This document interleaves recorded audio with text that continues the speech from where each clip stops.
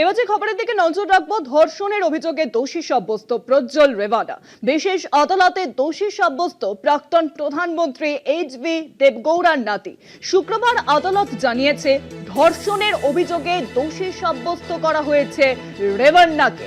শাস্তি সম্পর্কিত রায় ঘোষণা হবে আগামীকাল অর্থাৎ শনিবার। শাস্তি কি হতে চলেছে সেই সম্পর্কিত রায় কিন্তু ঘোষণা হবে রেভান্নাকে ঘিরে আগামীকাল অর্থাৎ শনিবার।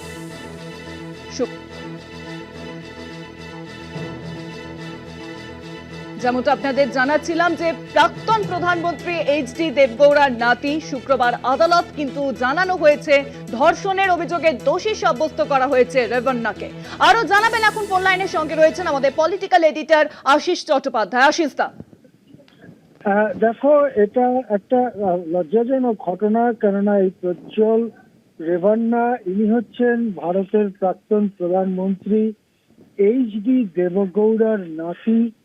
তার বিরুদ্ধে অনেক মহিলা, অনেক মহিলা সংখ্যায় অনেক, তারা নানা রকম অভিযোগ করেন, মূলত ধর্ষণ, যৌন হেনস্থা বা তাদের অন্যায়ভাবে স্পর্শ করা ইত্যাদি অভিযোগ ওঠে। এবং সেই পরিস্থিতিতে রেভান্না তিনি বেপাত্তা হয়ে যান, তিনি পালিয়ে যান এবং জনপ্রতিনিধিদের আদালতে তার বিরুদ্ধে এমপি এমএলএ কোর্ট যেটাকে বলা হয়, সেই বিশেষ আদালতে তার বিরুদ্ধে বিচার শুরু হয় এবং তদন্তকারী সংস্থাগুলো 47 বছর বয়সী এই তথাকথিত রাজনৈতিক নেতার বিরুদ্ধে যথেষ্ট তথ্য প্রমাণ পায় এবং সেই মামলায় অবশেষে রায় ঘোষিত হয়েছে।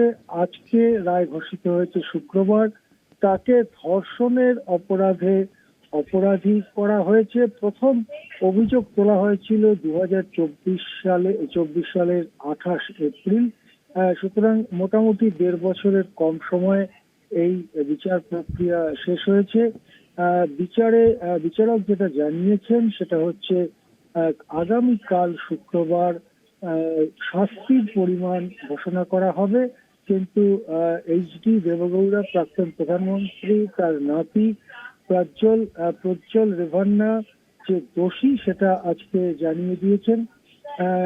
এর মধ্যেই তাকে আগে গ্রেফতার করা হয়েছিল এবং তাকে আবার বেঙ্গালুরু সেন্ট্রাল জেলে তাকে ফিরিয়ে নিয়ে যাওয়া হয়।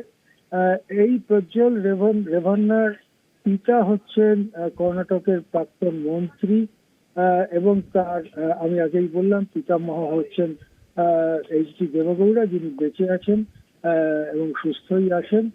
কিন্তু পরিবার প্রজ্জ্বল রেভান্নার পক্ষে দাঁড়ায়নি। প্রজ্জ্বল রেভান্না বিরুদ্ধে এই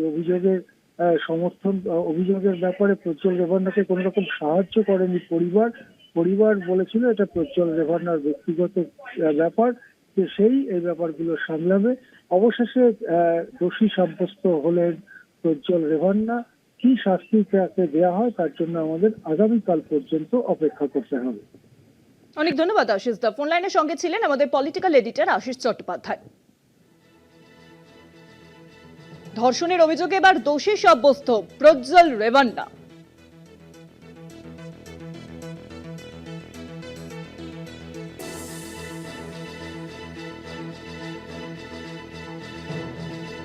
শুক্রবার আদালত জানিয়েছে ধর্ষণের অভিযোগে দোষী সাব্যস্ত করা হয়েছে রেভান্নাকে।